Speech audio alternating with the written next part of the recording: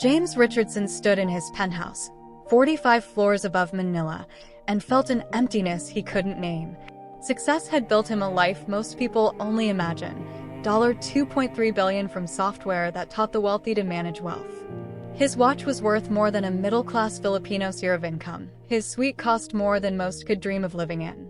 Yet that morning he wasn't thinking about stock prices or upcoming acquisitions. He was asking himself a question that had haunted him for 6 months. What did people really see when they looked at someone with nothing? Not someone dressed in couture or flown in on private jets, but someone with nothing. No status, no advantage, no clue who he was. With that question burning in his chest, James had planned an experiment of his own design. What if he could learn what human beings were capable of when they thought he had nothing at all? 6 months of planning, cameras, directors, social strategists, and now here he was, staring at his reflection in the glass, wondering whether he had the courage to take the first step. The morning sun seemed to pierce deeper than it should, illuminating a man slick with power but starved for meaning. In that penthouse, surrounded by luxury, he put down his coffee and began what would become a journey that changed him forever. James had hired a small crew: David, his skeptical friend and partner in wealth, a director who understood cinematic authenticity, and a handful of local fixers who knew Manila like the worn lines on their palms. They didn't just throw on cheap clothes and call it an experiment. They studied real poverty, studied posture, voice modulation, and the psychology of invisibility. They consulted with sociologists who had spent years working with marginalized communities, and James absorbed every lesson with an urgency he couldn't fully articulate. He learned how people with nothing don't walk, they shuffle. They don't just look down, they brace for invisible rejection before it even happens. They become apologetic about existing in public spaces. They enter crowds hoping not to be seen, because visibility can equate to danger when one has nothing to protect them. James practiced this posture for days, until his unconsciously regal stance softened into something fragile, ordinary, unseen. He didn't want to act poor. He needed to become invisible. And so, on the morning of, he stood in his bathroom and removed every marker of wealth: his Rolex, his wedding ring, his wedding bands, his bespoke shirts. He hid them in a safe so deep that not even the camera crew could retrieve them without his fingerprint. He pulled out a duffel bag filled with worn and torn clothes purchased at random street markets, clothes dusted with the residue of hardship, shirt with holes, pants held together by rope, sandals molded by years of rough use. Then something symbolic and intentional. He rubbed dirt under his nails, into his hair, into the lines of his palm, learning what it felt like to carry the smell of someone whose life had never known comfort. When James walked out of the penthouse that morning, he didn't enter Manila as a billionaire. He entered as nobody. His friend David, still in expensive casual wear, felt uneasy riding the black SUV into the downtown district. He looked at James, face obscured by grime and clothes that smelled like alleyways and hardships, and doubted the wisdom of the whole experiment. Maybe he should just donate money instead, David muttered, but James was determined to know what words and wealth couldn't teach him. They stopped outside a mall in Makati, the wealthiest district in Manila, where designer stores stood like glass monuments to success. David offered James a plastic cup with a handful of coins, symbolic at best, enough to buy a bottle of water or a cheap snack. And then James sat against the boutique wall, cup at the right distance, a sign trembling in his hands with uneven handwriting, scrawled by James himself: hungry. Anything helps. God bless. He tried to settle into the character, weakening his posture, lowering his eyes, avoiding eye contact as if he knew he had no right to demand interest from a passerby. The cameras were hidden, but his nerves were not. A question hung in the humid morning air: who would look at him as a human being? Within minutes, the elite of the city walked past as if he were a storm drain, unseen, unworthy. Designer bags waved in front of him. Phones recorded meetings and lunches but didn't cast a glance down. In that place of societal apathy, James discovered how invisibility felt like a second skin when there was nothing to make one valuable. 2 hours passed. The sun climbed higher, and Manila's heat became a relentless judge, judging his choice. Each passerby was an affirmation of a cruel truth. Wealth Shields experience. The more affluent neighborhood remained blind to him. A woman with expensive sunglasses walked right past without even noticing his presence. She was on her phone, caught in her own priorities, dismissing discomfort with the same ease as skipping breakfast. A businessman wearing the same cologne James owned never looked down. Teenagers, distracted by their laughter, nearly stepped on his hand before pulling away, looking at his dirt-smudged fingers like they were a nuisance. Even middle-class families, laden with takeout boxes and blissful in their comforts, crossed the street to avoid an inconvenience they never acknowledged existed. Time, once a measure of wealth, now measured humiliation. James began to sweat, not just from the heat, but from existential exposure. It wasn't acting anymore. It was becoming flesh and blood. His throat was dry, his shirt soaked. He felt each second like a test of endurance. And yet, within those waves of discomfort, a question deeper than humiliation began to rise. Was this society less human in its wealth than the people who had nothing to lose? Defeated by discomfort, James got up and limped away from the pristine district, his blisters matching his growing sense of despair. He found himself in Quezon City, far from polished storefronts and gated security guards. Here, life erupted in cacophony. Vendors shouted prices, tricycles weaved through traffic, children laughed, and vendors stirred pots of sizzling street food. There was no separation between public and private suffering here. If you lived, you felt everything. James sat near a vegetable cart, placed his cup down, and felt the difference immediately. People brushed past him not to ignore him, but because there was simply no room to avoid empathy and constant proximity. A woman pulled her vegetable cart and stopped right in front of him. She looked him in the eye, really looked, not as inconvenience, but as being. She didn't judge him. She didn't avert her gaze. In a city where life was loud, broken, and precious, she saw him. She reached into her pocket and pulled out a carefully folded 50-peso note, a sum trivial to James, but a day's worth of survival for her. She asked in Tagalog that James only partly understood, "Have you eaten?" Then she placed the money in his cup, patted his shoulder, and kept walking. That single gesture struck him not as charity, but as authentic recognition. Then the generosity multiplied not from the wealthy, but from people with almost nothing. A street food vendor walked over and set down fish balls beside James without speaking.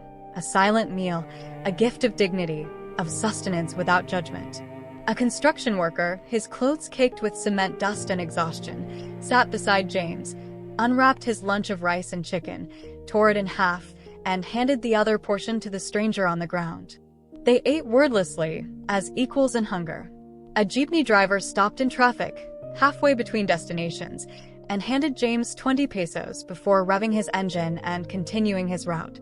A mother with 3 children gave him a banana, apologizing that she had nothing more to offer. The sum of these acts was less than $3, but each action carried an emotional weight far greater than anything James had ever experienced in boardrooms filled with bankers and brokers. In that crucible of simplicity and survival, he encountered a truth far more powerful than the systems of transactional wealth he built his empire on. Generosity isn't measured by how much you give when you can afford it, but by how you give when you yourself have little left to give. And these people, with worn shoes, tired limbs, and hearts still stubbornly open, were teaching him what humanity really looked like. 5 hours into his transformation, the concrete beneath James still radiated a heat that no shade could escape. He had eaten the fish balls and banana food set before him by strangers who had less than he did in life but more kindness in heart than most wealthy boardrooms he'd ever entered. His cup sat in front of him with 140 pesos, money given freely, not because people were obligated, but because they recognized suffering as human. A teenage girl, about 16, wearing a faded but clean school uniform, approached him with a plastic bag clutched in her small hands. Inside was rice and fried chicken, someone's entirely ordinary lunch packed carefully that morning, likely the school meal for her own education. She didn't say much, but her eyes spoke of determination to share. When James tried to refuse, knowing instinctively this meal was for her, she set the bag beside him firmly, eyes unwavering, as though offering not just food but commitment. Her mother stood nearby and watched with a smile, pride blossoming in her eyes. They walked away together, not out of confusion, but out of quiet confidence that kindness transforms more than hunger.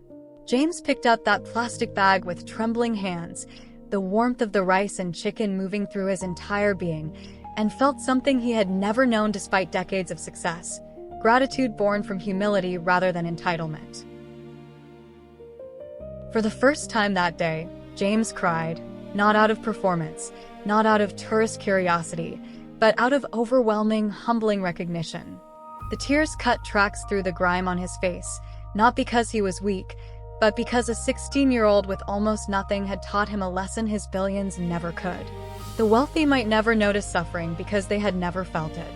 But the poor, those who leaned into life, survived pain, and still gave what little they had, were the ones with eyes that saw. And in that realization, James discovered what his luxury had shielded him from: connection, recognition, and shared humanity. He sat there as life happened around him: jeepneys rumbling, men playing basketball in alleyways, children squealing with laughter, women bargaining with vendors. Life in its raw, imperfect glory, full and valuable despite being measured by standards the world rarely honors. With each passing moment, James understood that value wasn't a consequence of wealth, but of presence. He thought about the hours he had spent in conference rooms crafting algorithms, optimizing portfolios, and creating systems that rewarded data but often overlooked human dignity. And now, here on a low wall in a crowded intersection of living, breathing life, he saw wealth far richer than any bank account, a wealth born of compassion, vulnerability, and communal heart.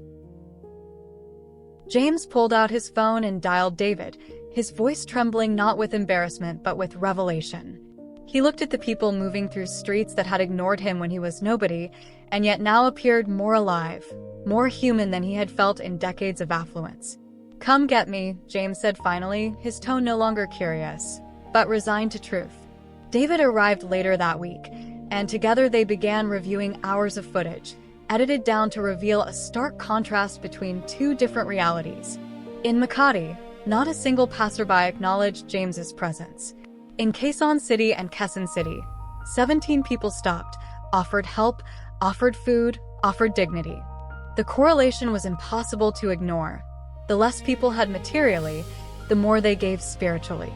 And so James set out to find them: the vegetable vendor who offered 50 pesos, the construction worker who split his lunch, the jeepney driver, the mother with children, and especially the teenage girl who gave him her lunch as though she was offering courage itself. Each encounter wasn't random.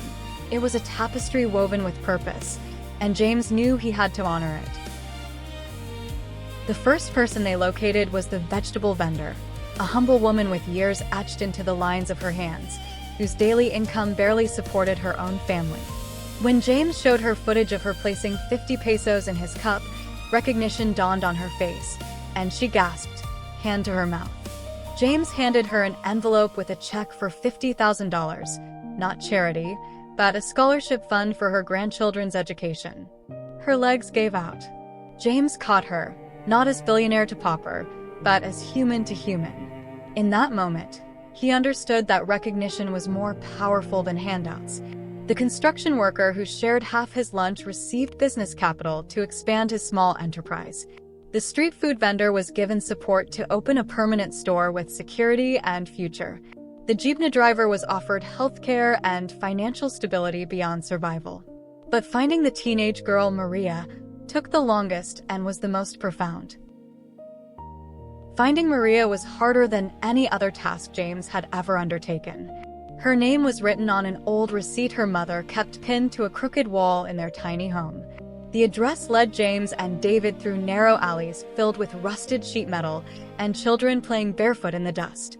They arrived at a one-room apartment where every square foot held a story of struggle, laughter, and hope. Maria's mother, Rosa, worked as a seamstress, stitching torn clothes for measly daily wages, barely enough to feed her family. Yet she consistently offered comfort and kindness to everyone around her. When James showed Rosa the footage of Maria placing her lunch beside an unfamiliar man on the street, the profound impact of her daughter's generosity hit her like a tidal wave. Rosa sobbed not just because of the money James offered, a $250,000 trust fund for her children's future, and a real job for herself. But because she realized her daughter had never lost her human heart despite relentless hardship. Maria, the girl who had nothing yet gave everything, embodied a truth James spent years trying to learn through data, meetings, and indicators. Genuine wealth is measured by the depth of compassion.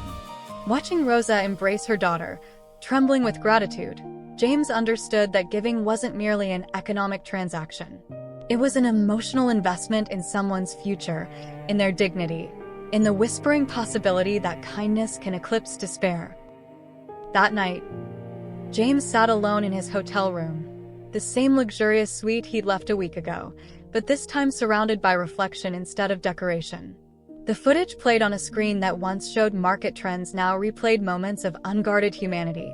The vegetable vendor's shrug, the construction worker's silent offering, the jeepney driver's quick nod, the mother's gentle smile, and Maria's unflinching act of generosity. In every frame, people with almost nothing gave something they couldn't easily replace: money they needed, food they required, time they deserved to rest, a piece of their dignity. His foundation wasn't just about charity. It was about recognition. He realized that empowerment means creating possibilities rather than fostering dependency. He drafted plans for education, housing, healthcare, and job training, not as handouts, but as opportunities. He envisioned community centers where skills could be taught, programs where youth could learn trades or entrepreneurship, and microloan systems that respected initiative rather than punishing poverty. But deep inside, James knew the foundation wasn't the point. The point was what the old woman taught him with her 50 pesos. The point was what a child taught him by giving her lunch. The point was what every person with little taught him every time they chose to give. His wealth had insulated him, blinded him, and distanced him from the beautiful fragility of being human. But now, for the first time, he connected wealth to meaning rather than wealth to accumulation. In that quiet night, he didn't see numbers, he saw impact. The next morning, James made a decision that surprised even his own advisors. He publicly shared his experiment, not as a humiliating anecdote about wealth being blind, but as an honest documentary highlighting human generosity. He didn't sugarcoat the contrast between the indifferent wealthy and the empathetic poor. Instead, he juxtaposed footage that showed luxury districts with none stopping to help against neighborhoods where those with the least offered with the most sincerity. Social media erupted. Some criticized him for playing poor for entertainment, but thousands more resonated with the message: compassion isn't tied to wealth. Comment threads overflowed with testimonies from people around the world who had experienced empathy from unexpected places. Pastors, teachers, social workers, and everyday citizens shared that the video didn't just entertain them, it moved them. News outlets ran segments about the initiative. Charity groups reached out with collaboration proposals, and volunteers stepped forward to help James distribute resources directly to the communities that had shown him humanity. In living rooms across continents, people began conversations about value, dignity, and who counts as human in public life. The dialogue wasn't just about economics. It was about sacred reciprocity, about mapping human worth not through possessions, but through interactions with the vulnerable. And in that global ripple, James recognized something profound. The heart of generosity wasn't in grand gestures. It was in small acts by ordinary people. With public support growing, James expanded his foundation's mission to include mentorship programs that paired successful professionals with impoverished youths. He didn't want to create dependency. He wanted to ignite agency. He remembered sitting on the hot concrete, surrounded by the cacophony of life in the streets, and how his identity dissolved into just another human. That day taught him that connection is the birthplace of compassion. So, the mentorship programs focused on building relational bridges, not technical templates. Lawyers tutored young adults in legal literacy. Engineers taught problem-solving.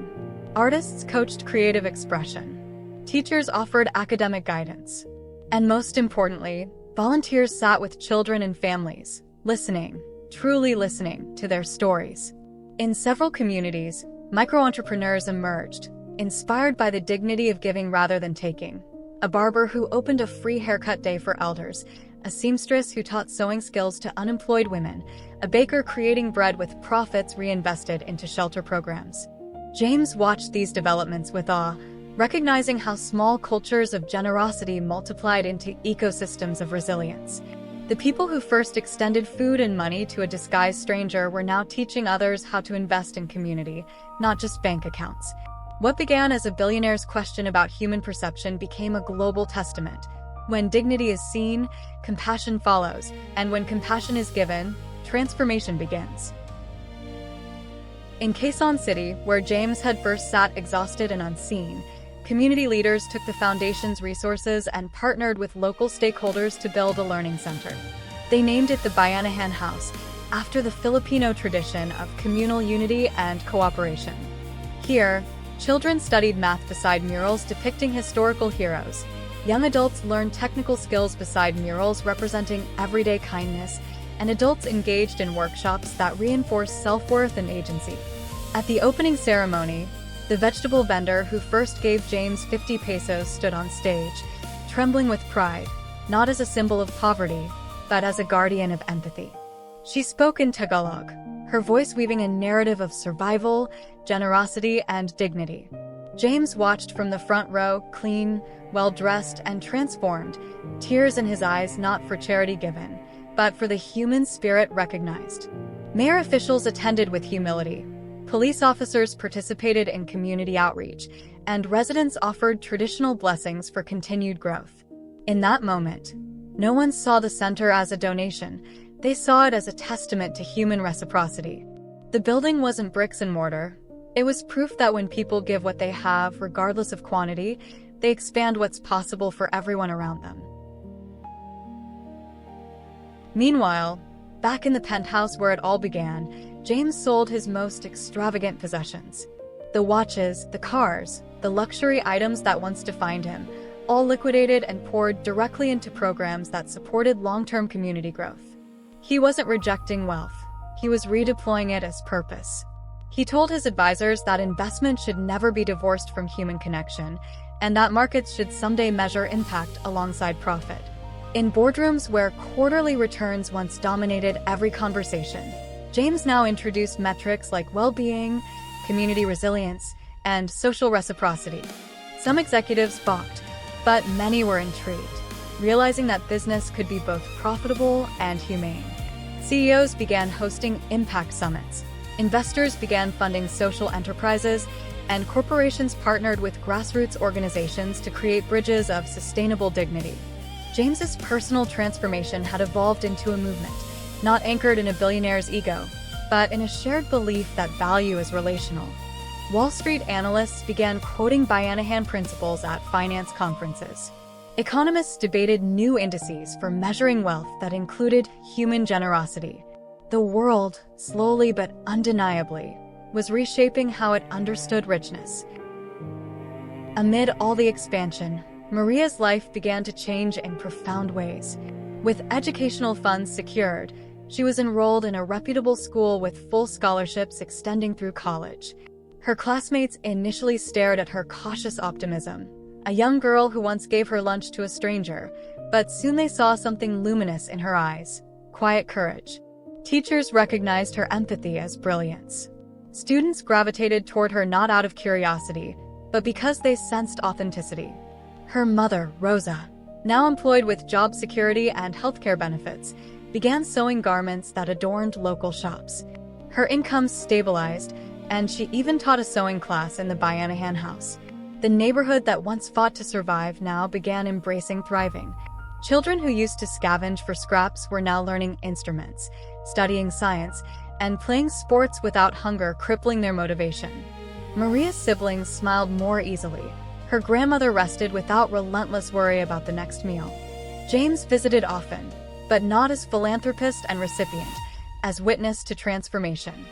He saw in Maria not a subject of aid, but a testament to the truth that arises when generosity begets opportunity.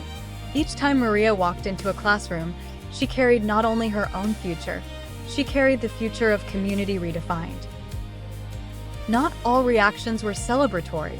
Some wealthy elites criticized James's approach, accusing him of using poverty for spectacle, or attempting to manipulate narratives of suffering for social capital.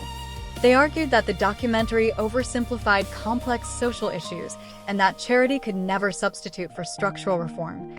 But James responded not with anger, but with deeper action.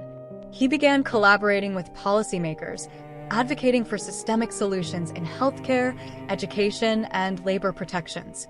He worked with economists to draft proposals that incentivized corporations to invest in human capital rather than merely capital gains. He consulted with social workers to ensure programs stepped beyond handouts towards sustainable empowerment. In academic circles, scholars debated the ethics of his experiment. Was it ethical for a billionaire to feign poverty? Some said no, but others pointed out that the brilliance lay not in performance, but in what it revealed about society's blind spots. Universities invited James to speak to students of sociology and economics who asked questions not about income inequality, but about human perception of worth. In the debates that followed, one truth emerged. If society's metrics value accumulation without compassion, then perhaps society needs to redefine its metrics. And James became not merely a story subject, but a force pushing that redefinition forward. Across social media and global broadcast channels, millions watched and shared James's journey. Street pastors in Nairobi said the story reminded congregations to care for their neighbors. A teacher in Sao Paulo showed the documentary to her class, asking students to imagine who in their own towns they overlooked. Musicians in Lagos wrote songs inspired by acts of giving, blending rhythm, melody, and empathy into lyrics that crossed languages. In Berlin, activists used the story to initiate community gardens where produce was shared freely among neighbors. In Vancouver, a collective funded temporary shelters that doubled as skill hubs. And in Cairo, a group of artists painted murals depicting generosity as a form of cosmic wealth. This wasn't a flash in the pan, it was a global ripple. People didn't just watch James's story, they internalized it. It sparked conversations about identity, about seeing one another, about dignity beyond wallet size.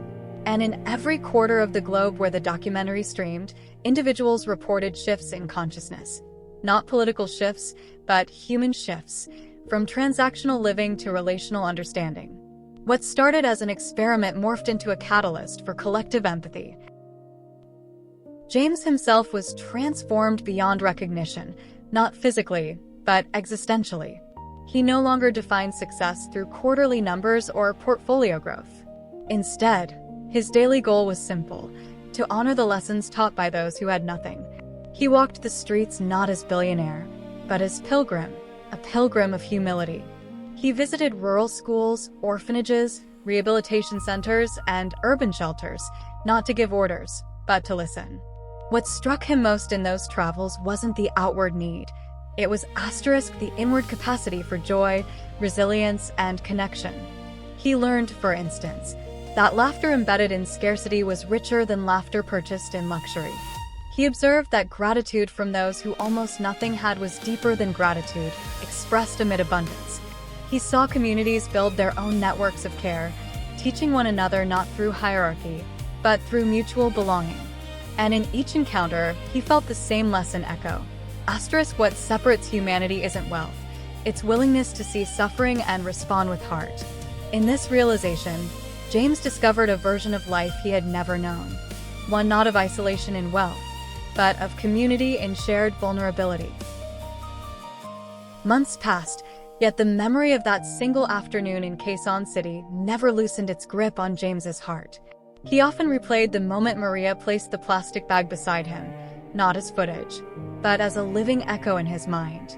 Every board meeting, every philanthropic review, every strategic decision now passed through a new filter. Would this honor the spirit of those who helped me when I was invisible? That question became his compass.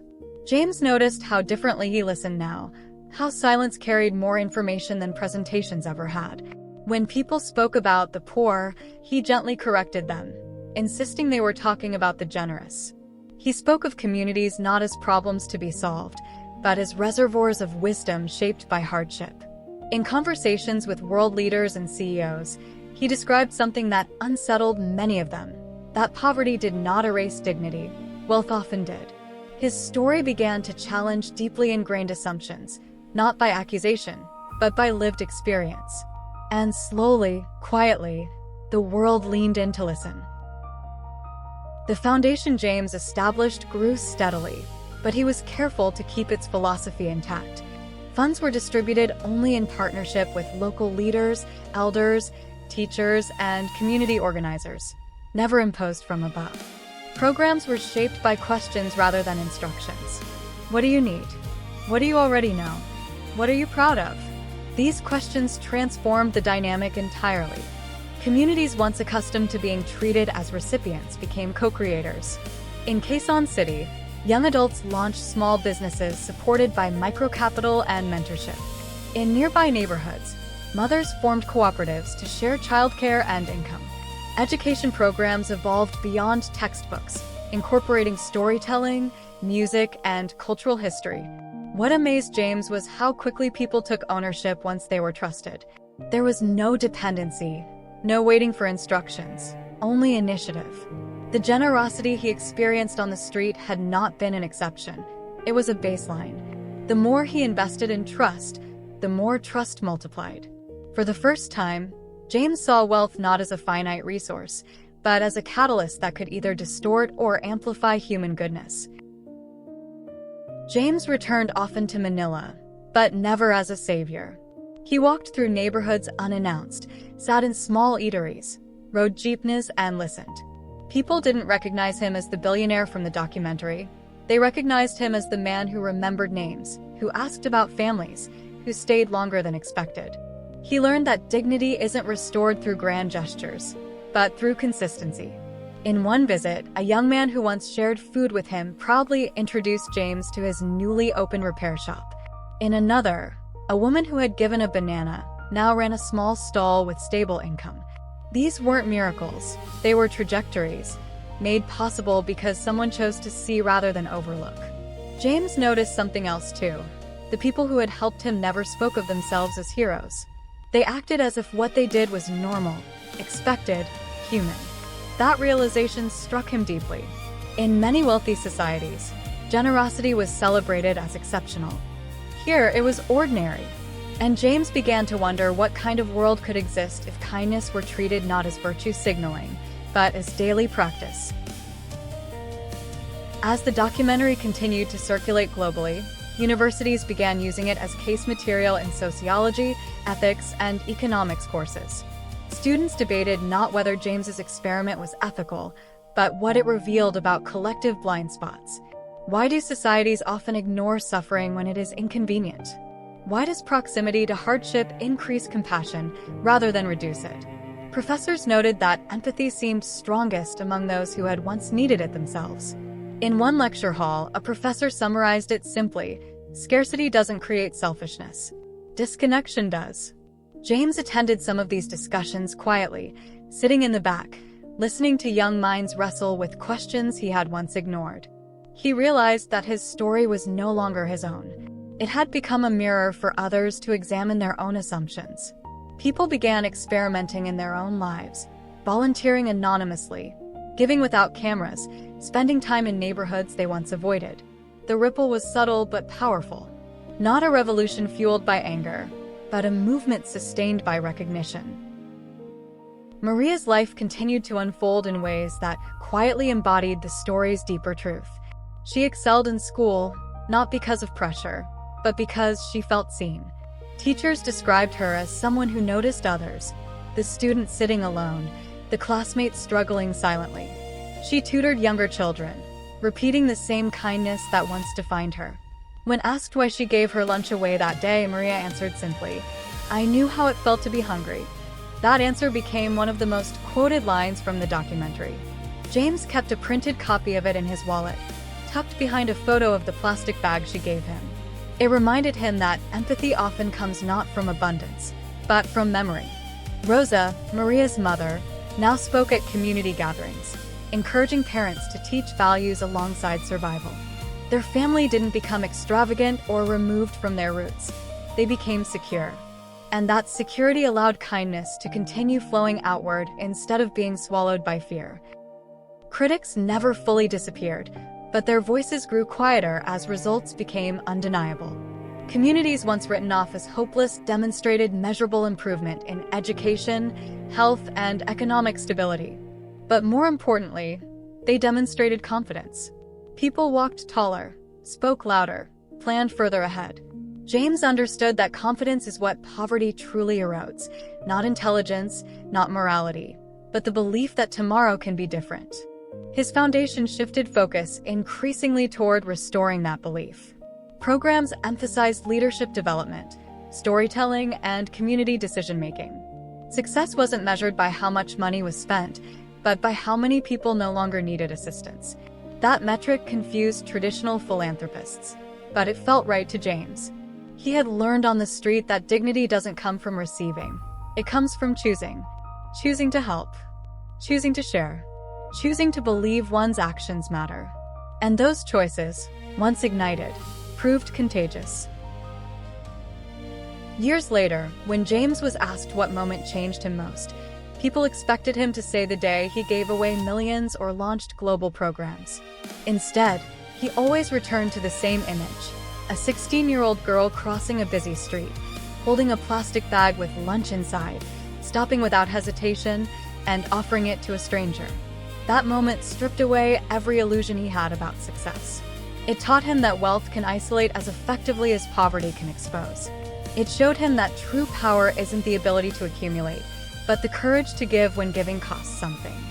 James often wondered how many moments like that went unnoticed every day, how many quiet heroes walked past cameras unseen. His mission, ultimately, became about attention, teaching people to look again, to slow down, to notice who was being stepped over, ignored, or avoided. Because once you notice, you are responsible. The documentary's final screenings were often followed by long silences. Audiences didn't clap immediately. They sat, processing, unsettled in the best possible way. Many viewers later wrote that the story made them uncomfortable, not because it was sad, but because it was revealing. It asked questions no one could outsource. Who do you see? Who do you ignore? Who do you help when no one is watching? James received letters from people who said they began carrying extra food, not money. Others said they started making eye contact again. Some admitted they had been wealthy all their lives and had never considered how invisible suffering could become. James read every letter. He didn't respond to all of them, but he kept them, reminders that transformation rarely happens in loud declarations. It happens in quiet shifts of behavior. Looking back, James realized the experiment was never about pretending to be poor. It was about removing armor. Wealth had insulated him from rejection, from need, from the rawness of human interaction. Poverty stripped that armor away instantly. And in that vulnerability, he encountered humanity in its most unfiltered form. He learned that compassion is often strongest where resources are weakest, because people there understand interdependence. No one survives alone. That lesson followed him everywhere, into business decisions, friendships, even how he measured his own worth. He stopped asking what he owned and started asking who he belonged to. And in that shift, life felt fuller than it ever had in penthouses and private jets. In the end, James Richardson didn't leave the Philippines with a story about generosity. He left with a definition of wealth that could no longer be quantified. It wasn't in bank accounts or properties or influence. It was in the willingness to see suffering and respond without calculation. It was in the courage of an old woman giving 50 pesos she couldn't afford, a worker sharing his only meal, a mother apologizing for a banana, and a teenage girl offering her lunch without hesitation. These were the people who helped first, not because they had excess, but because they remembered what it meant to need. And that was the greatest shock of all. Not that kindness exists in poverty, but that it thrives there. True wealth, James learned, isn't what you protect. It's what you're willing to give when no one owes you anything, and when you expect nothing in return.